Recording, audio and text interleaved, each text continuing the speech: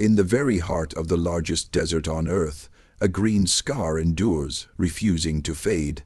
We gaze upon the pyramids and perceive a tribute to human ambition, yet the deeper truth of Egypt lies far beyond that. The narrative of the Nile does not commence with humanity subduing nature. Rather, it starts with nature casting them out of a paradise lost. 10 millennia ago, North Africa was no sea of sand. It was a sprawling, verdant savanna, a garden of vast lakes and roaming herds, where nomadic communities were scattered across an emerald expanse. But then the planet shifted on its axis, the rains began to dwindle, paradise perished, a tide of sand started to engulf the continent. Propelled by fear and desperation for water, these nomads were driven into a slender, golden prison, a treacherous, marshy river valley, the Nile. This was no decision, it was a frantic fight for existence. What unfolds is the tale of how climate refugees forged the state, established the first divine monarchs, and erected mountains of stone to demonstrate their capacity to endure beyond the desert reach. This is the chronicle of a superpower, a civilization conceived within a snare, that constructed a heritage meant to surpass the erosion of time. Our narrative opens when Egypt's map displayed a duality. The narrow, rugged gorges of Upper Egypt in the south, and the broad, swampy delta of Lower Egypt in the north. For an extended period, these two regions advanced in unison, yet by 3300 BCE, the cartography of Egypt was undergoing simplification. While the north persisted as a cluster of rural provinces, the southern skyline was already dominated by emergent city-states like Thinis, Nakada, and Hierakonpolis, fueled by profitable trade networks with distant lands such as Mesopotamia. Through alliances and violent rivalries, these urban centers converged into the Thinite Confederacy, a formidable alliance of southern tribes united under a shared ambition. This marked the epoch of the Shadow Kings in Dynasty Zero.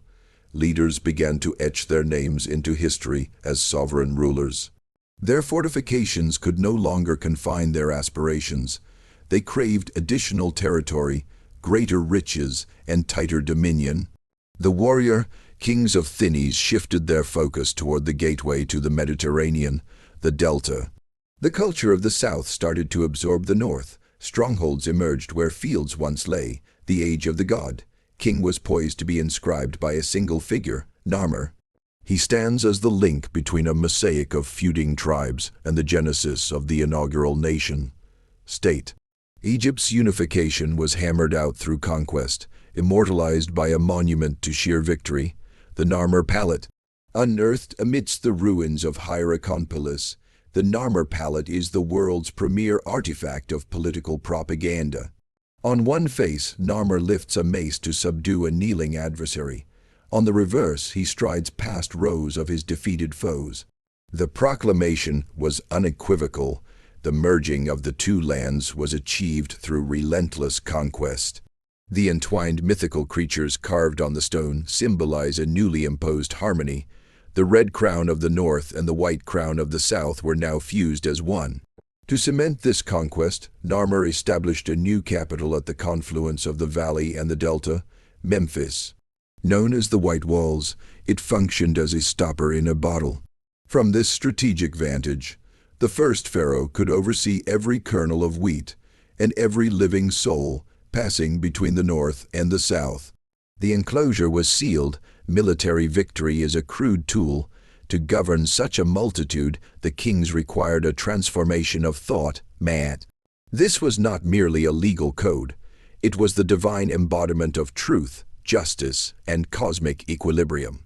The king was no longer a mortal man, but became the living manifestation of Horus, the falcon-headed sky god. He now served as the sole conduit between heaven and earth. State doctrine convinced the populace that without the pharaoh, the sun would cease to rise, and the Nile would fail to flood. Taxes transformed into a sacred act of survival. To contribute to the state was to prevent the universe from unraveling.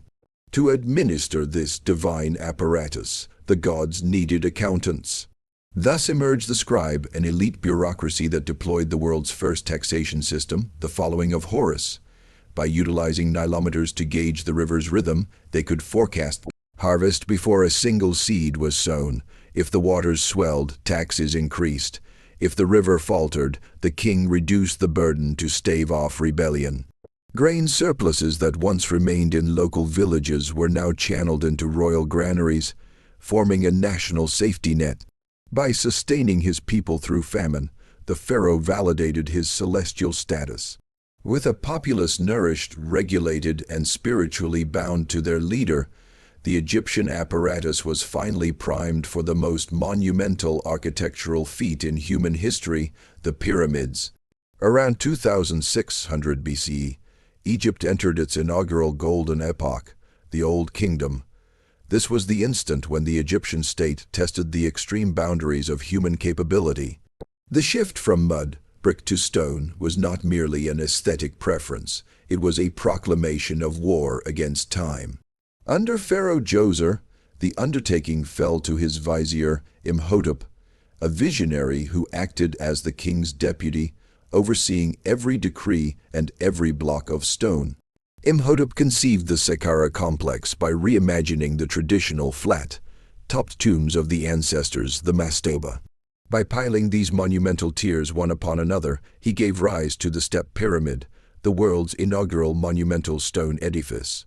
The zenith of this system was the Great Pyramid of Giza. The Diary of Murr, a 400-500-year-old record, confirms that this was not the labor of slaves, but of a highly organized national workforce. Thousands were sustained and coordinated by a state that operated like a massive corporation, where the pharaoh served as the CEO and the objective was divine order. However, this stability harbored the seeds of its own undoing. To secure their eternal cults, pharaohs granted extensive tax exemptions to temples, gradually depleting the state's grain bank. Simultaneously, local governors, the nomarchs, began to accumulate power. They ceased to be servants of the capital and transformed into regional kings, retaining the wealth that once flowed to Memphis.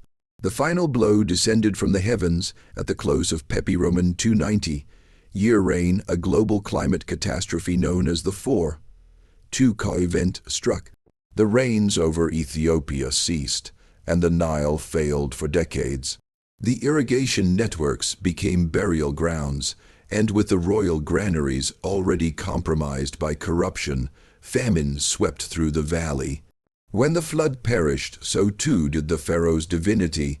The collapse of Maat plunged Egypt into a savage civil war known as the First Intermediate Period. The centralized state disintegrated, leaving a void of power and a fractured world, awaiting a new force to emerge from an obscure southern town, Thebes. If the Old Kingdom was the epoch of stone, the Middle Kingdom was the age of the human visage. After a century of civil strife between the north and a rising southern settlement called Thebes, King Mentuhotep II ultimately crushed all opposition. Egypt was reborn, but it was psychologically altered. The fantasy of an infallible king was dead. The new order demanded a fresh rationale. A revolutionary ideology surfaced, the king as the shepherd of the people. The shepherd-king doctrine reflected a more humane and vigilant monarchy. The royal crook was no longer just a symbol of authority, but an instrument of care, indicating that the pharaoh's legitimacy now hinged on his capacity to shield and supply his people, rather than exclusively on his divine lineage. This era also witnessed the democratization of the afterlife. Hope for immortality was no longer a royal privilege, but a reward for any citizen leading a virtuous life. To finance this stability, Egypt turned to aggressive imperialism. In the south, they erected a chain of advanced fortresses in Nubia to secure the flow of gold. Yet the greatest victory was hydraulic. Haunted by memories of famine, the state transformed the Fayum oasis into a vast water savings account, creating a nationwide insurance policy against the river's treachery. However, this prosperity became a magnet for disaster. Egypt opened its gates to migrants from the Levant, merchants and herders known as the Asiatics. Initially, they were a controlled engine for the economy, turning cities like Avaris into bustling trade hubs. But as the central government began to fragment, the hold on this immigrant population loosened. It was a Trojan horse. The menace was not a failing Nile or rebellious governors. The peril was already within the walls.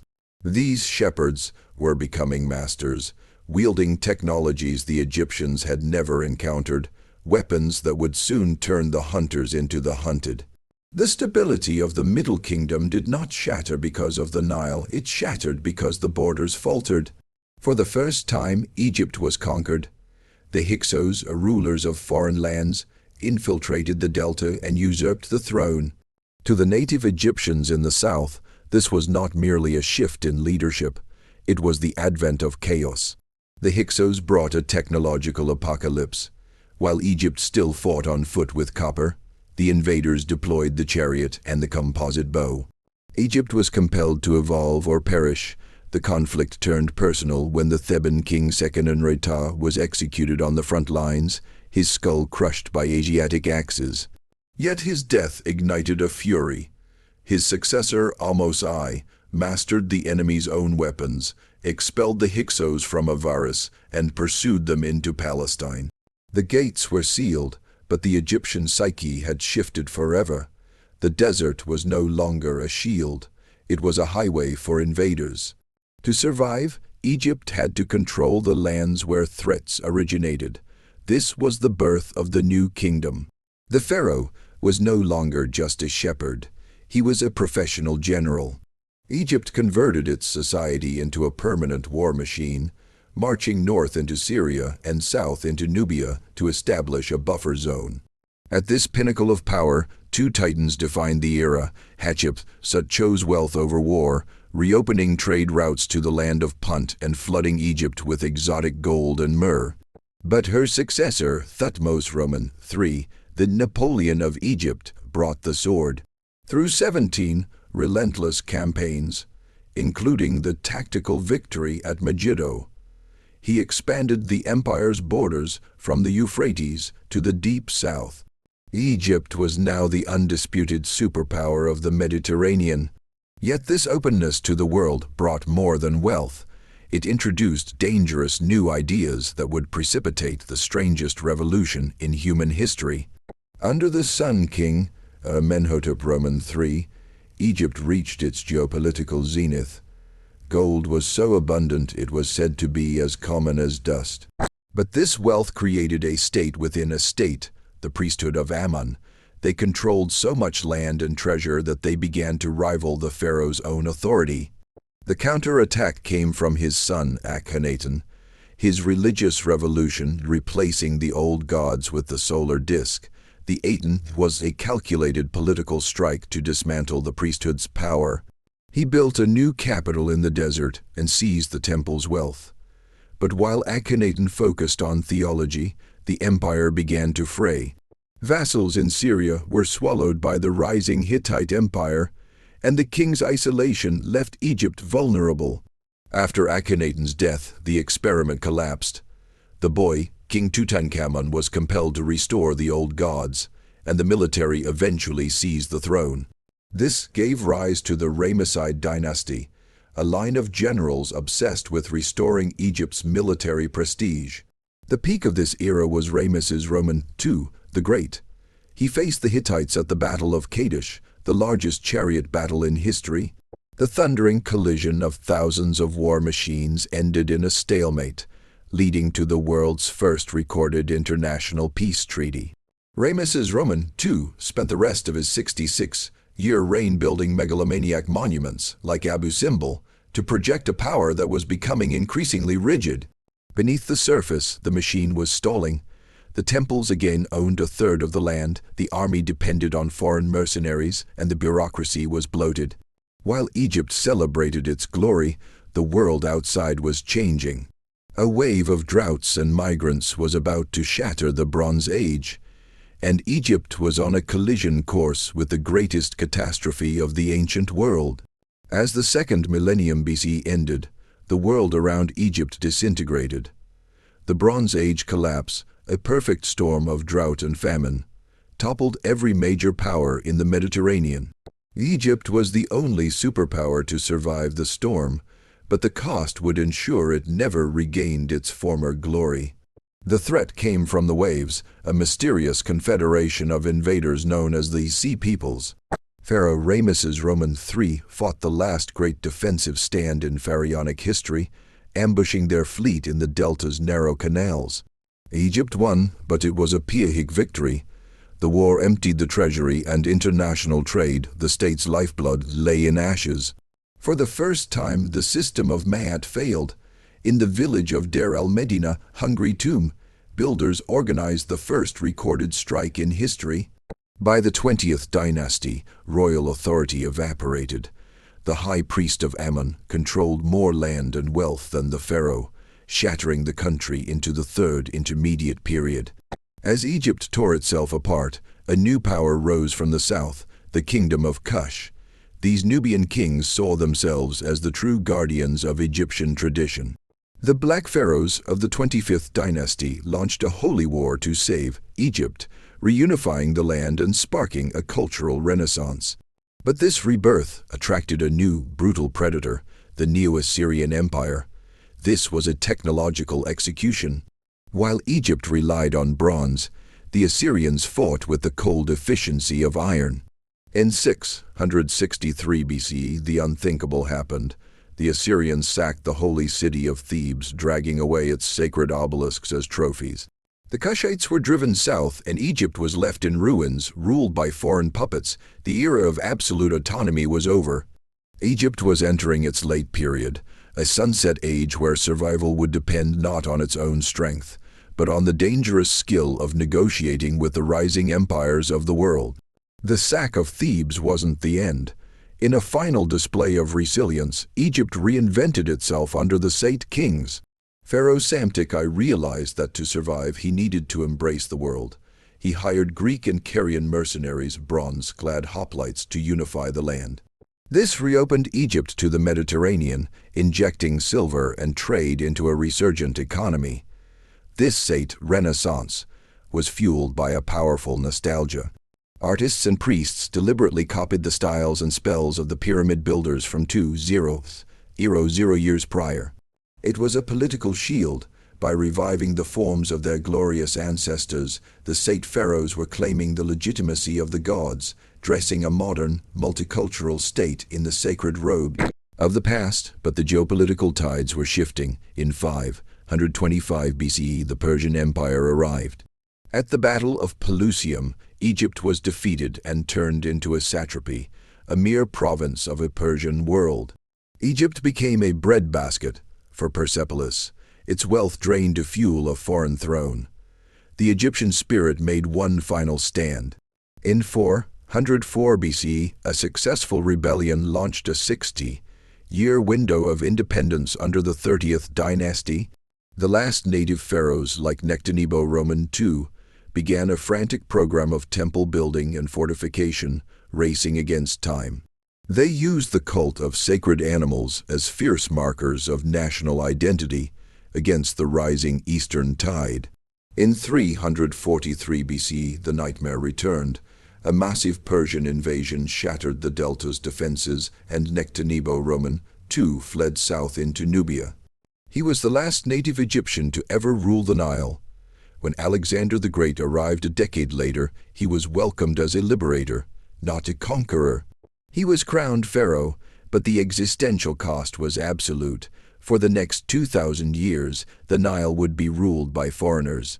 The arrival of Alexander the Great in 332 BC was a radical rupture. Egypt was no longer ruled from its ancient heartlands, but from Alexandria, a Mediterranean megaport facing the Greek world. Alexander won the people by embracing their gods, even trekking to the Siwa oasis to be declared the son of Ammon. To the Egyptians, he was a liberator. To history, he was the architect of a new, hybrid world. After Alexander, his general Ptolemy I turned Egypt into a vast private estate. The Ptolemies perfected the centralized state with corporate efficiency, replacing barter with coins and imposing monopolies on everything from oil to beer. This created a two-tiered society, a Greek-speaking elite in Alexandria and an Egyptian majority laboring in the fields. To keep the peace, they built magnificent temples like Edfu and invented a hybrid god, Serapis, to bridge the gap between Zeus and Osiris. Technologically, Egypt surged. Innovations like the Archimedes screw pushed irrigation further than the floods ever could. But this glittering wealth masked internal rot. Extreme taxation triggered the Great Revolt of Thebes, where native kings reclaimed the south for 20 years. Though the rebellion was crushed, the dynasty emerged weakened and fractured by bloody family feuds. The final act belonged to Cleopatra, Romans 7. Unlike her predecessors, she learned the Egyptian language and presented herself as the living incarnation of Isis. Her gamble was the ultimate political play, aligning with Rome's titans, Julius Caesar and Mark Antony, to preserve Egypt's autonomy. But the game ended at the Battle of Actium. With her defeat and tragic passing in 30 BC, the era of the pharaohs reached its definitive end. Egypt became the personal property of the Emperor Augustus, a strategic breadbasket province to feed the Roman masses. Under imperial rule, the ancient culture began to wither. As Christianity spread, the old rites were silenced. When the last hieroglyphic inscription was carved at Pharaohs in 394 CE, the ability to read the ancient texts vanished. The sovereign political entity born with Narmer 3,000 years prior had dissolved. The ecological cage of the Nile had forced the creation of a monumental civilization, and its immense wealth had finally attracted a world that consumed it. The cycle that began in the Green Sahara was now extinguished.